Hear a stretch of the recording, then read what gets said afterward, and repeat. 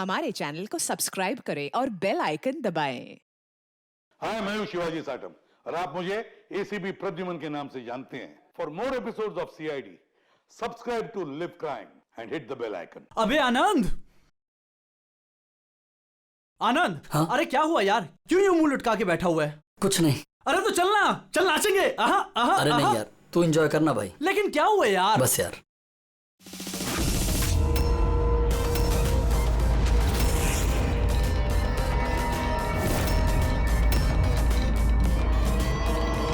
आनंद, आनंद। कौन है? कौन है? सामने आओ, सामने आओ। हट, बंद कर। कौन है? क्या चाहते हो? सामने आओ। आनंद, व्हाट्स रॉन्ग विद यू? किससे बात कर रहे हो? आनंद, एक सेकंड। आनंद, क्या हुआ बता हमें। एक सेकंड, आराम से, आराम से।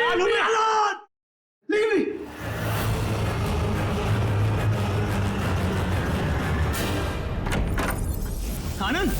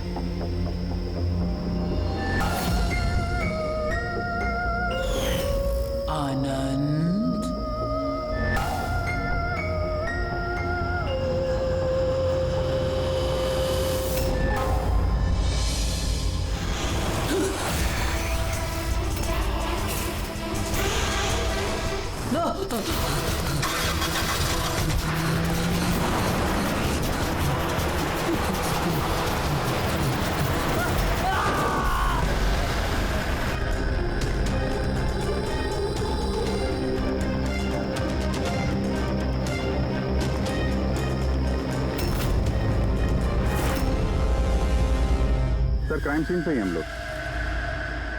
पूछताछ चल रही है, मैं इन्फॉर्म करता हूँ आपको। जी सर। मैं बताओ। आनंद पूरी पार्टी में हम सबसे अलग बैठा था, कुछ परेशान था और शायद घबराया हुआ भी। फिर अचानक से उठा, जोर जोर से चिल्लाने लगा और फिर बाहर चला गया। सर वो तो पार्टी के लिए हमेशा तैयार रहता था। मेरे ख्याल से हम सब में वही था जो पार्टी को सबसे ज्यादा एंजॉय करता था। लेकिन सर आज उसका पार्टी करने का मन नहीं था। पिछले कई दिनों से बहुत अजीब सा बिहेव कर रहा था। बात करते करते चुप हो जाता था और कई बार उसके मुंह से मैंने किसी ऐना का नाम सुना। नींद में भी ऐना ऐना बड़बड़ाता था। ऐना? कौन है ये ऐना? आप में से कोई भी नहीं जानता ऐना के बारे में? नहीं सर। रवि जी, अगर गाड़ी के सामने कोई अचानक आ जाए और ड्राइवर को ब्रेक मारना पड़े तो स्किड मार्क्स, टायर के निशान आते हैं सड़क पे। पर यहाँ पे ऐसा कुछ भी नहीं है। नहीं है? नहीं, मतलब ये एक्सीडेंट नहीं हो सकता। किसी ने जानबूझकर आनंद को उड़ाया गाड़ी से। ये सिल्वर गाड़ी XY 3240 किसकी है?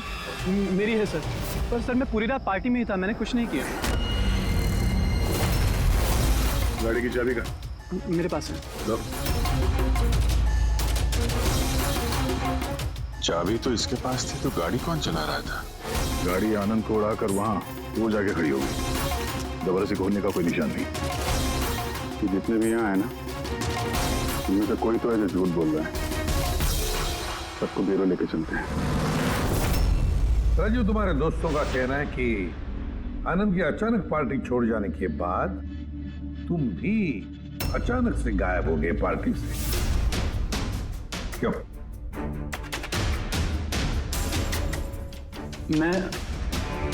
हाँ सर, याद आया। मैं वॉशरूम गया था। एक्चुअली कल कुछ ज्यादा ही पी ली थी तो। अचानक उसी वक्त तुम्हें बाथरूम जाने की जरूरत पड़ी है? कमाल है। मेरा यकीन कीजिए सर, मैं भला क्यों मारूंगा आनंद को, और वो भी अपनी ही गाड़ी से। तो फिर तुम्हारी गाड़ी की चाबी कातिल के हाथ कैसे लगी है? पता नहीं सर। राजीव के कार के स्टीयरिंग व्हील पे तुम्हारी उंगलियों के निशान मिले। अगर तुम गाड़ी नहीं चला रहे थे तो तुम्हारी उंगलियों के निशान स्टीयरिंग व्हील पे कैसे? राजीव ने अपनी कार ठीक से पार्क नहीं की थी, तो मैंने उसकी कार को थोड़ा आगे सरका के जगह बनाई थी, क्योंकि सर वो उसने काफी पी रखी थी। तो तुमने अपना काम करने के बाद गाड़ी की चाबी तुरंत उसे वापस दे दी? हाँ सर, उसके बाद मैंने चाबी राजीव को दे दी थी। आनंद से जलते थे तुम, क्योंकि रिया तुम्हारी गर्लफ्रेंड थी जिसे आनंद ने छीन लिया था। इसलिए धमकी दिया था तुमने उसे कि पछताओगे, बहुत भारी पड़ेगा। क्यों? सर वो तो यूं ही मैंने गुस्से में बोल दिया था। सर ये बात बिल्कुल सच है कि मैं आनंद को पसंद नहीं करता था, लेकिन इसका मतलब ये नहीं कि मैं उसका मर्डर कर दूंगा। उस दिन पार्टी के दिन भी झगड़ा हुआ था ना तुम्हारा? झगड़ा नहीं था, वो कपल्स के बीच कहासुनी होती रहती है, और मुझे लग रहा था कि आनंद मुझसे कुछ छिपा रहा है। और ये ऐना के बारे में भी मैं जानना चाहती थी कि कहीं उसका ऐना के साथ अफेयर तो नहीं चल रहा। ऐसा क्यों लगा था? मैंने बताया ना कि बहुत दिन से बहुत अजीब सा बिहेव कर रहा था, कभी भी ऑफिस से छुट्टी ले लेता था। और हाँ, कुछ दिन पहले एक बैग में बहुत सारा कैश लेकर कहीं जा रहा था। मैंने पूछा कि कहाँ जा रहे हो, क्या कर रहे हो, इतना सारा पैसा कहाँ से आया तुम्हारे पास? लेकिन कोई जवाब नहीं। इतना सारा पैसा लेके आनंद जा कहाँ रहा होगा? तो कोई उसे ब्लैकमेल तो नहीं कर रहा था? तो जिस दिन आनंद कैश से भरा बैग लेकर बाहर निकला था, उस दिन उसकी फोन की लोकेशंस का रिकॉर्ड है हमारे पास। है ना? है कौन ये? है ना? है कौन ये? तो ये भी पता लगाना पड़ेगा कि आनंद उस रात गया कहाँ था। इस आनंद की पूरी कुंडली निकालो। सर, उस दिन आनंद यहीं आया था। ये जगह कुछ जानी पहचानी सी लग रही है।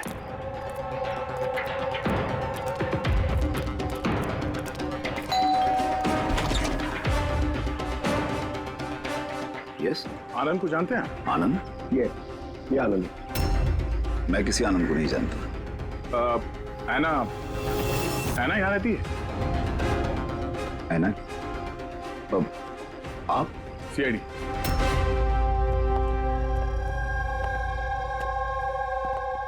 माई wife Jennifer, my son Jacob.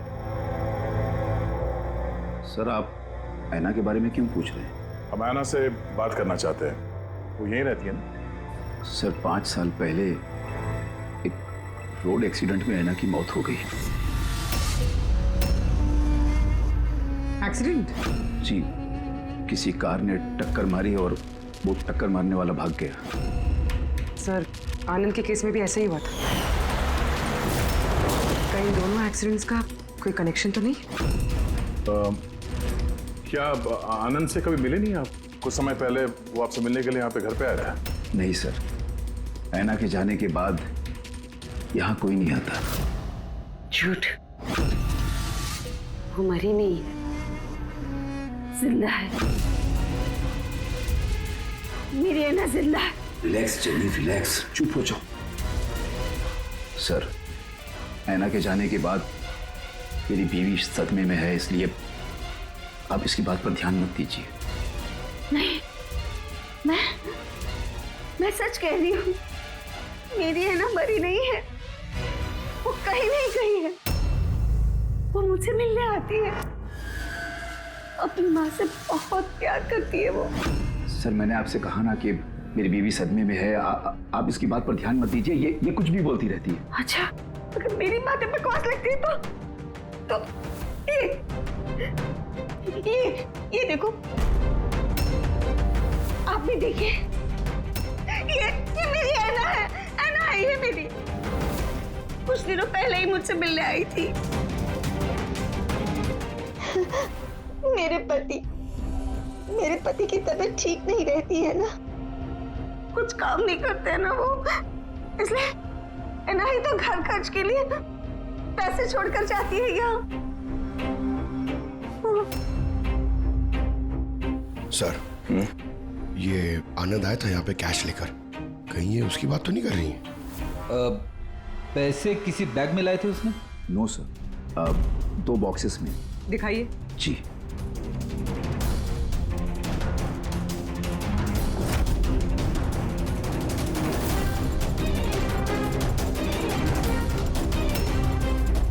में आया ये जगह मुझे जानी पहचानी क्यों लग रही है। मैं यहाँ पे आ चुका हूँ। यहाँ? हाँ। कब सर? करीब 5 साल पहले एक किडनैपिंग के केस के सिलसिले में पूछताछ करने आया था। विवेक, जिसे किसी ने किडनैप कर लिया, वो आपका स्टूडेंट था।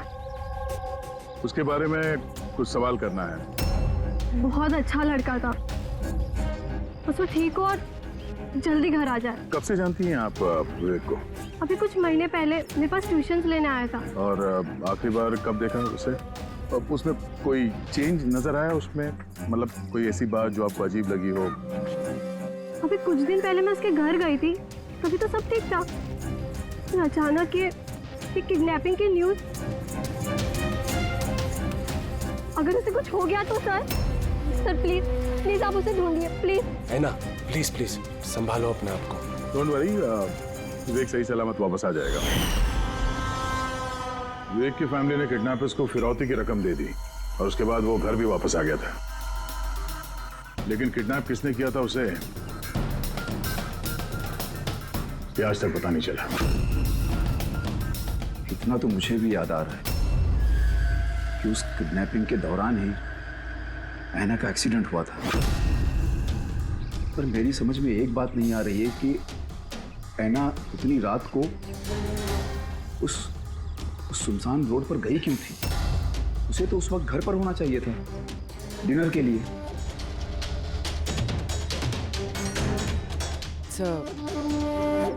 विवेक की किडनैपिंग और ऐना का एक्सीडेंट कोई इत्तेफाक तो नहीं हो सकता, जिसे सब लोग हिट एंड रन केस समझ रहे हैं। कहीं वो मर्डर तो नहीं? 5 साल पुराने हिट एंड रन केस को फिर से देखने की जरूरत है। इस केस से जितने भी जुड़े हुए लोग हैं उन सबसे मिलना पड़ेगा, और वो पुलिस टीम जो इस केस पर थी उनसे भी। और सबसे पहले इस विवेक से बात करना बहुत जरूरी है। वही हमें बता सकता है इस किडनैपर के बारे में। सर, जिस रात ऐना का एक्सीडेंट हुआ था उस रात पुलिस ने नाकाबंदी कर दी और जितनी भी गाड़ियां वहां से क्रॉस हुई थी सबकी एक लिस्ट बनाई। ये लिस्ट मेरे पास है सर। पहला नाम किसका है? सर, पहला नाम है राकेश। मुझे कुछ नहीं मालूम सर, गाड़ी का तलाश लिया, मुझे जाने दिया। और दूसरा नाम? दूसरा नाम है दुष्यंत सर। मैंने उस रात किसी को नहीं देखा। और तीसरा कौन? तीसरा नाम है अशोक। सर 5 साल पहले पुलिस पूछताछ कर चुकी है और आप आज वही सवाल मुझे पूछ रहे हैं। जो पूछा गया उसका जवाब दो। सर उस एरिया में मेरी गाड़ी थी, पुलिस की टीम आई भी थी चेक करने के लिए, लेकिन कुछ मिला नहीं। सर गाड़ी से एक्सीडेंट हुआ ही नहीं है तो सबूत कहां से मिलता? सर 5 साल पुराना केस है और ऐसे केस में नया सुराग मिलना बड़ा मुश्किल है। कोई और नाम है लिस्ट में? हाँ सर, एक मिनट।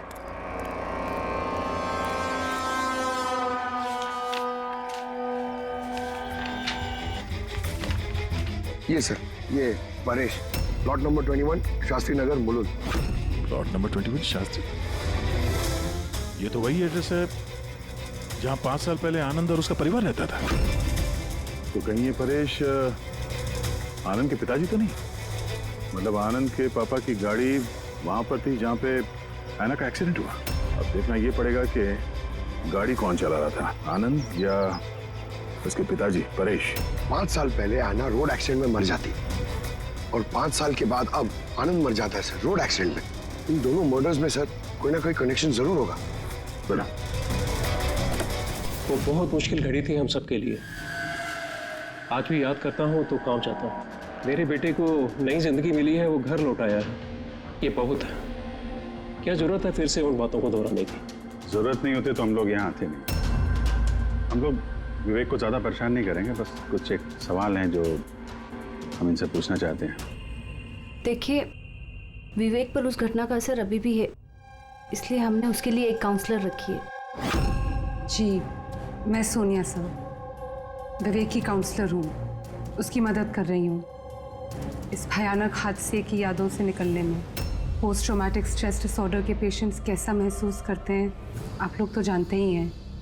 सर, जब विवेक किडनैपर्स के पास बंदी था तो उसे बहुत सी नशीली चीज़ें दी गई ताकि वो होश में ना रह सके, किसी को याद ना रख सके। इन नशीली चीज़ों से विवेक के दिमाग पर बहुत बुरा असर हुआ है सर, इसलिए अपनी ज़िंदगी की उस दौर की बहुत सी बातें उसे याद नहीं है। तो क्या विवेक को किडनैपर्स के बारे में कुछ भी याद नहीं? जी नहीं। विवेक, आप जरा ये फोटो देखिए। कुछ याद आता है आपको? ये आपको ट्यूशन देती थी, पढ़ाती थी आपकी टीचर।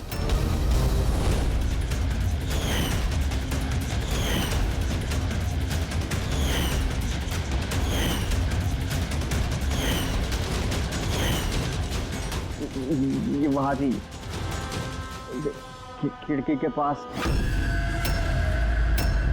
खिड़की कहाँ पे? जहां मुझे उन लोगों ने बांध के रखा था। कहाँ पे बांध के रखा था तुमको विवेक? वो कौन सी जगह थी वो? विवेक कहाँ पे रखा था? कुछ याद करो। विवेक, हाँ कहाँ पे? रिलैक्स विवेक, ज्यादा अपने दिमाग पर जोर मत डालो। वो please, this is not good for him. Okay, relax Vivek, relax. ये विवेक को जहाँ पे कैद करके रखा था वहां पे ऐना की मौजूदगी और ऐना की मौत एक्सीडेंट नहीं है। किडनैपिंग से कुछ ना कुछ लेना देना है इसका।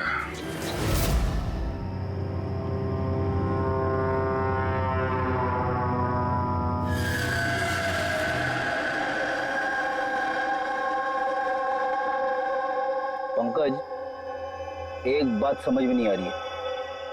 5 साल पहले मरी हुई लड़की अपनी माँ से मिलने कैसे आ सकती है? यही तो हम पता करने आए ना फ्रेडी सर। हाँ यार, ये आत्मा का चक्कर ना हो बस। यार क्यों जबरदस्ती ऐसी बातें करते हो आप यार? डर लगता है।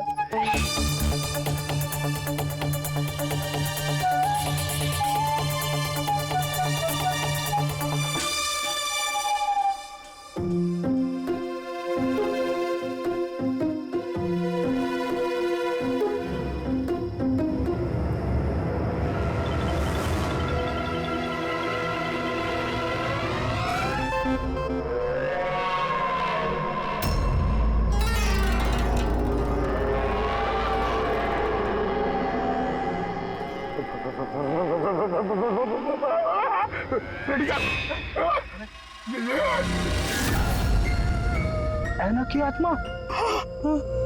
फ्रेडी सर, आप एक काम करो, आप आगे से जाओ, मैं पीछे से आता हूँ। अरे पंकज, ये आना जाना छोड़ दे, चलेंगे तो साथ में चलेंगे।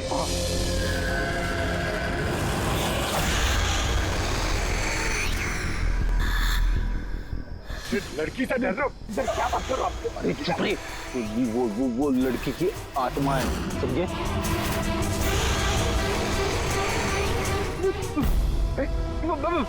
कहाँ गई? अरे इधर ही तो थी सर, कहाँ गई? अरे क्या बात कर रहे हो यार? देखते देखते एक लड़की आंखों के सामने से गायब हो गई, ऐसे कैसे? हम लोग सच कह रहे हैं, हम लोग का पूरा ध्यान था उस पर, मगर वो पलक झपकते ही गायब हो गई। सर, मैं दावे के साथ कह सकता हूँ वो एक आत्मा ही थी। एक अच्छी खबर है भाई। क्या है सर, बताइए। ये जो 2 डब्बे हैं, इन डब्बों में ऐना की फैमिली को रुपए भिजवाए गए थे भाई। इनमें से ये एक डब्बा तो आनंद का है, लेकिन ये दूसरा डब्बा ये आनंद का नहीं। क्या? ये आनंद का नहीं है? कैसे? ऐसे, इस डब्बे पर ये जूते का नंबर लिखा हुआ। क्या नंबर? 11। और आनंद के जूते का नंबर क्या था? 8।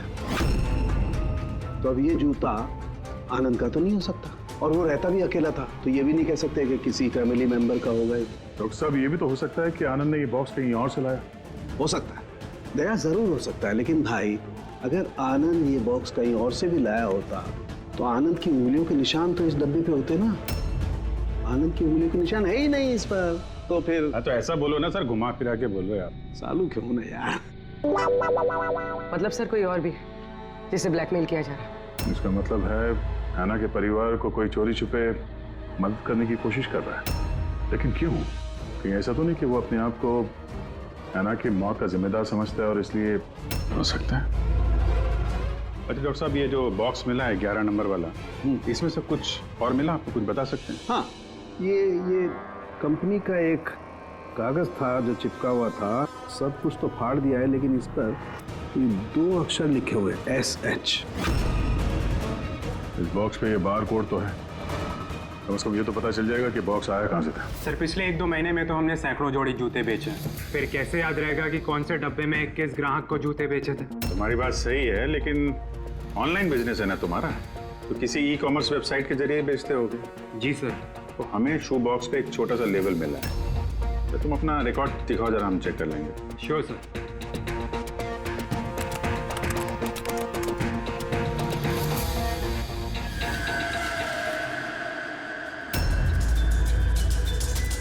लेबल पर भी एसएच लिखा हुआ था। तो कहीं ये वही आदमी तो नहीं जिसकी हमें तलाश है? एड्रेस भी तो है इसमें। चलो शेखर कुमार का इतिहास निकालते हैं।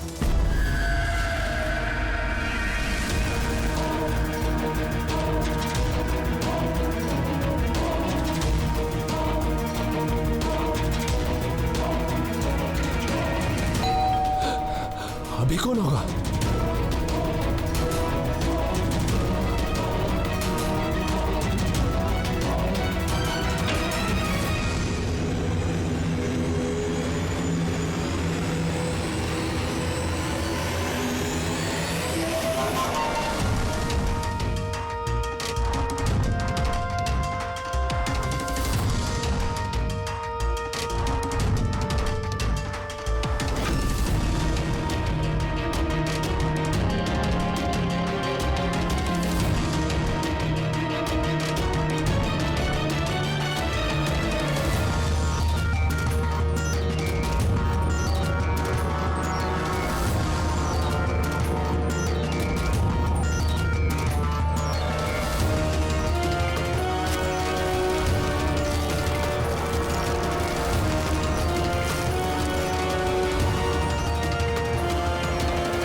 लव एना?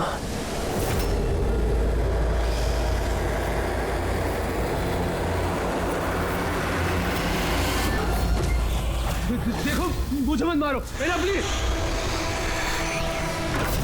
खोलो, कोई दरवाजा खोलो। अरे कोई है, प्लीज। शेखर, मेरे पास आओ।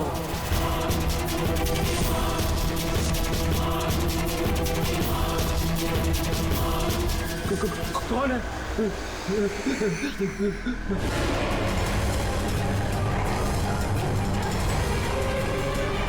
कौन हो तुम?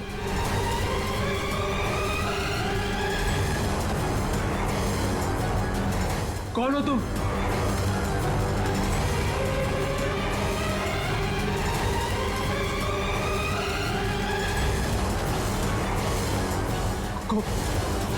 कौन हो तुम?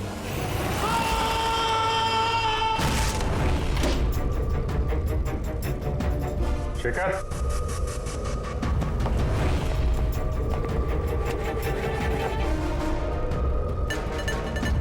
गुनाह कबूल करो, कन्फेस।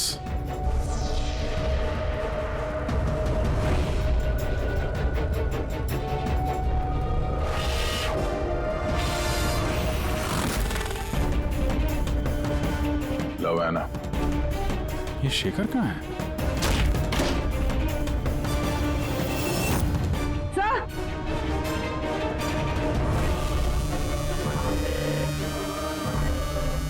He's no more.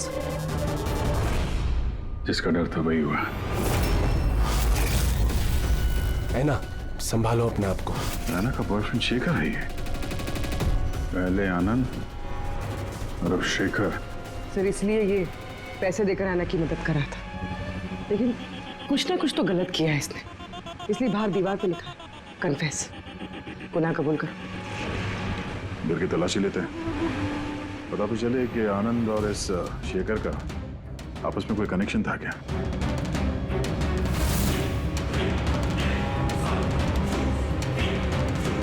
ये देखा, ये आनंद और शेखर की फोटो दोनों एक साथ। सर, सर ये देखिए, शेखर ने 5 साल पहले एक लग्जरी कार खरीदी थी, उसके पेपर्स, और एक बहुत ही महंगा घर किराए पे लिया था। सर ये देखिए, 5 साल पहले किडनैपिंग हुआ था। अब 5 साल पहले ही शेखर ने ये सब खरीदा। उस वक्त तो ये काफी गरीब था, पैसे वैसे थे नहीं इसके पास। कहीं इस किडनैपिंग में ये शेखर भी मिला हुआ तो नहीं है? हो सकता है आनंद और शेखर दोनों दोस्त थे और दोनों ने मिल के शायद विवेक की किडनैपिंग की और इसीलिए दोनों की जान चली गई। और 5 साल बाद कौन बदला ले रहा है इन लोगों से?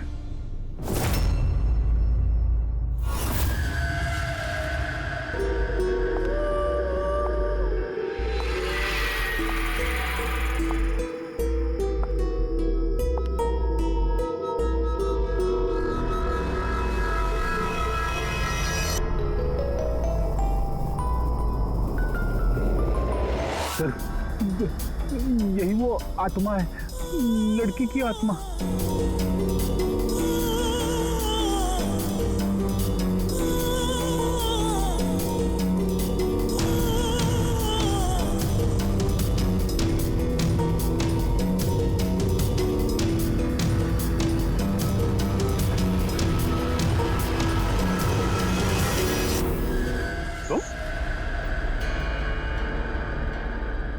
जी हाँ, आपका बेटा जेकब अपनी बहन के कपड़े पहन के घूमता है। सर मैंने बताया था ना आपको कि ऐना की मौत का जैकब को बहुत बड़ा सदमा लगा है।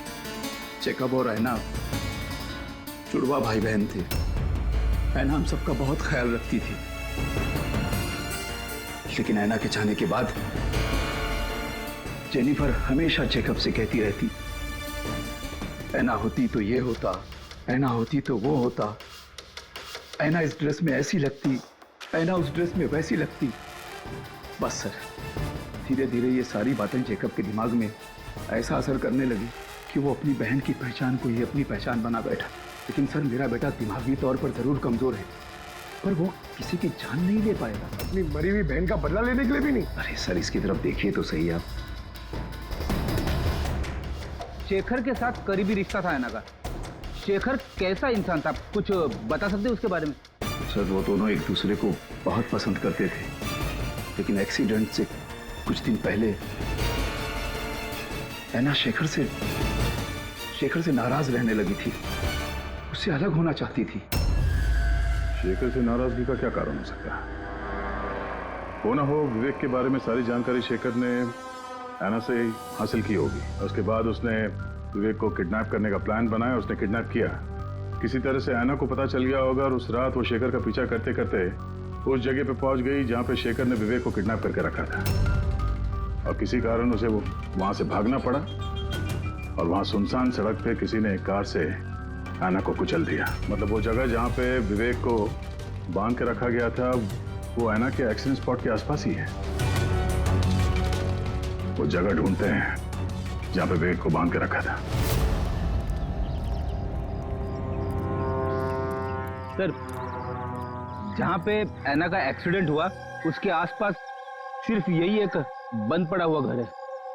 ये घर बंद पड़ा हुआ है और आसपास सिर्फ जंगल। ठीक है, अंदर देखते हैं। आइए आप लोग।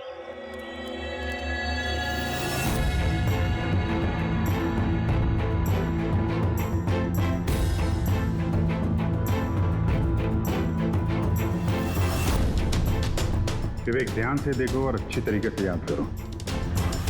क्या ये वही जगह है जहां पे तुमको लाया गया था? है?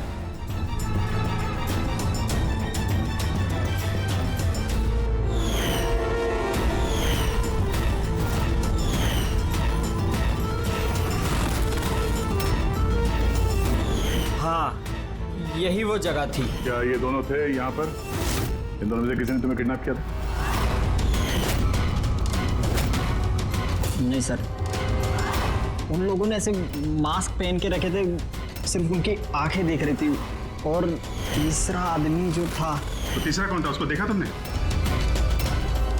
नहीं, वो वहां दरवाजे के पास खड़ा था, बात कर रहे थे किसी बारे में। क्या बात कर रहे थे? कुछ सुना तुमने? हाँ विवेक, सोचो, शायद कुछ याद आ जाए।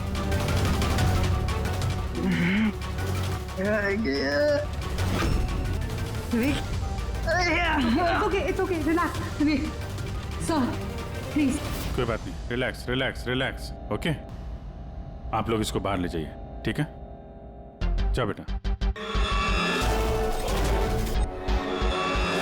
तीसरा आदमी तो मतलब शेखर और आनंद की तरह उस तीसरे आदमी की जान को भी खतरा हो सकता है। इसके पहले कि खूनी उस तक पहुंचे, हमें पता लगाना होगा ये तीसरा आदमी है कौन।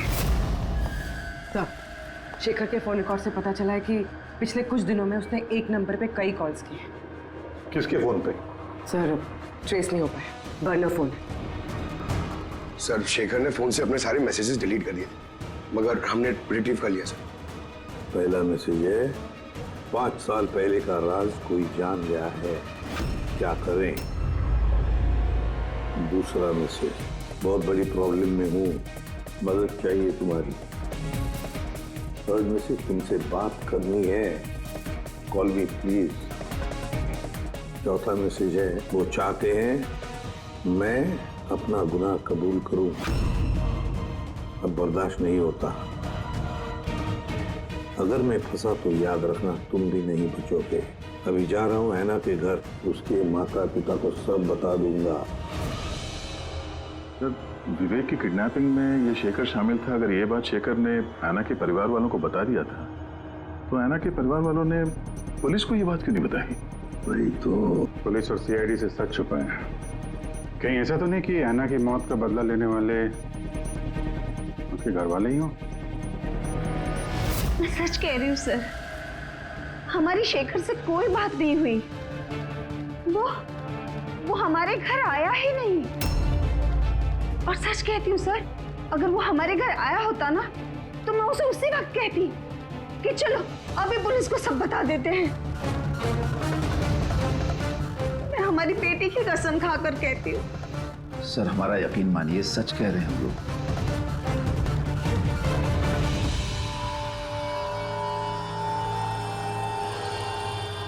ठीक है, आप लोग वहां जरा उस कमरे में बैठिए।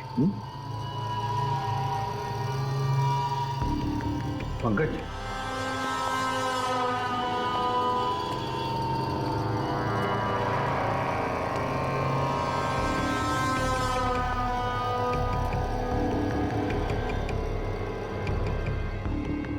हो सकता है ऐन वक्त पर शेखर ने अपना इरादा बदल लिया, वापस लौट गया।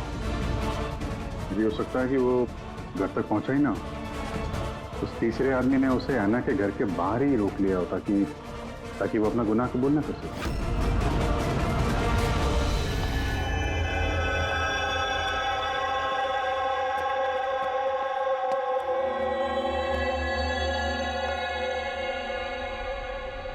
जेकब, तुम्हारी गाड़ी बहुत सुंदर है। तुम्हें भी ऐना की तरह तैयार होकर रात को बाहर जाने का शौक है ना? घूमने जाते हो ना? तो देखो, कुछ याद है क्या? पिछले संडे की बात है। पिछले संडे रात को 12 बजे तुम ऐसे तैयार होकर बाहर गए थे ना घूमने? देखो, घबराओ मत, ठीक है? कुछ नहीं हुआ तुम्हें। अभी मैं कुछ सवाल पूछूंगा, उसका जवाब देना, ठीक है? उस रात तुमने कुछ देखा था? कुछ अजीब सा हुआ हो, या कोई था वहां पे? भैया, जब मैं घर वापस आ रहा था ना, तो मैंने ना अपने घर के पास एक कार देखी थी। और भैया, वहाँ पे ना 1, 2, दो लोग भी थे, और वो लोग ना कुछ आर्ग्यूमेंट कर रहे थे। फाइटिंग कर रहे थे वो लोग। वो जो 2 जन जो फाइटिंग कर रहे थे, उनके चेहरे देखे आपने? ना। अच्छा, वो जो गाड़ी थी, वो गाड़ी का नंबर याद है तुम्हें? नो। अच्छा, जाने दो नंबर को। ये बताओ, गाड़ी का शेप या कौन सी गाड़ी थी, कौन से कलर की थी, कुछ याद है आपको? कलर? भैया, कलर ना सेम टू सेम मेरी कार जैसा था, और ना खुली हुई जीप थी, बहुत अच्छी। हाँ? सर, ओपन रेड जीप थी सर।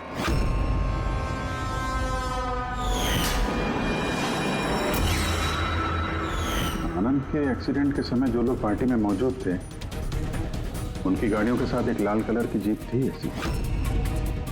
मतलब वो तीसरा किडनैपर अभिजीत, आनंद और शेखर का हत्यारा, वो भी उस पार्टी में मौजूद था।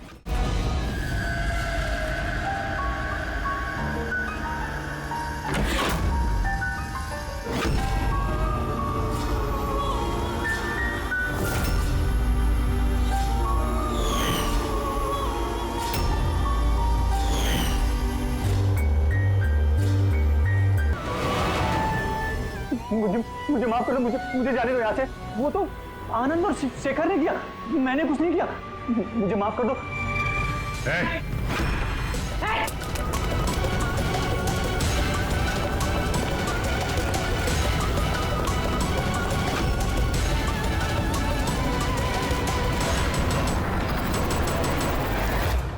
विवेक पर उस घटना का असर अभी भी है, इसलिए हमने उसके लिए एक काउंसलर रखी है। जी, मैं सोनिया सिंह। मैं कुछ फ्रेंड से मिलकर वापस आ रही थी, तभी मैंने देखा कि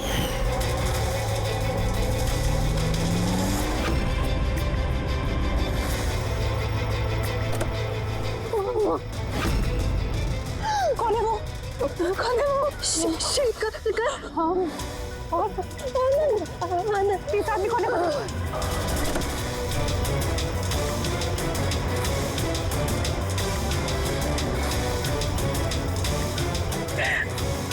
हेलो डैड, उस दिन गाड़ी पापा ने, मैं चला रही थी, अनजाने में ही सही जान ली थी मैंने उसकी, बट पुलिस को सच बताने की हिम्मत नहीं कर पाई। सब मुझे एक हफ्ते में यूएस जाना था पढ़ाई के लिए। अगर पुलिस केस बन जाता तो मेरा करियर बर्बाद हो सकता। अपने करियर की फिक्र में तुमने एक मासूम की मौत के साथ नाइंसाफी होने दी। मैं मानती हूँ सर, और ऐसा नहीं है कि मुझे पछतावा नहीं था, मुझे एहसास था अपनी गलती का। ये गिल्ट अंदर ही अंदर मुझे खाए जा रहा था। 5 साल बाद जब मैं वापस आई तो मैंने आना की फैमिली को ट्रैक किया और मुझे पता चला कि उनकी हालत बहुत बुरी है और आना के कातिल और विवेक के किडनैपर्स खुले घूम रहे हैं। नफरत हो गई थी मुझे अपने आप से, खोजती थी सर मैं अपने आप को, इसीलिए मैंने ये सब किया। 5 साल पहले मुझसे जो गलती हुई थी उसको सुधारने के लिए, आना को इंसाफ दिलाने के लिए। फिर आना ने मरने से पहले आनंद और शेखर का नाम बता दिया था मुझे। उन्हें ट्रैक करने में मुझे ज़्यादा मुश्किल नहीं हुई। मैंने उन्हें ब्लैकमेल किया और उनसे आना की फैमिली को पैसे दिलवाए ताकि उनकी मदद हो सके, और उनको डराती रही, धमकाती रही, क्योंकि मुझे तीसरे किडनैपर का नाम पता करना था, क्योंकि मैं जानती थी कि उस दिन आना के पीछे 3 आदमी पड़े थे, 3 लोग उसका पीछा कर रहे थे। मैंने देखा था सर। तो क्या बताया उन दोनों ने? आनंद उसको नहीं जानता था सर, और शेखर इतना डरा हुआ था उस आदमी से कि उसने कुछ भी बताने से मना कर दिया था। इसीलिए मैं विवेक की काउंसलर बनी। मुझे लगा शायद मैं उस बच्चे से कुछ सच निकलवा सकूं। तो वो खुद इतने सदमे में था कि उसे कुछ याद नहीं था। फिर मरने से पहले शेखर ने मुझे सच्चाई बताई कि विशाल वो तीसरा किडनैपर था। विशाल मास्टरमाइंड था सर। विवेक की किडनैपिंग, ये सब उसका प्लान था। तो इसलिए कानून को अपने हाथ में लेने का फैसला कर लिया तुमने। ऐना को इंसाफ दिलाने के लिए गलत रास्ता चुना तुमने सोनिया, और इस बार तुम्हें अपने करियर की फिक्र भी नहीं। कानून से कोई नहीं बच सकता। जो कुछ तुमने किया है उसकी सजा तुम्हें भुगतनी पड़ेगी।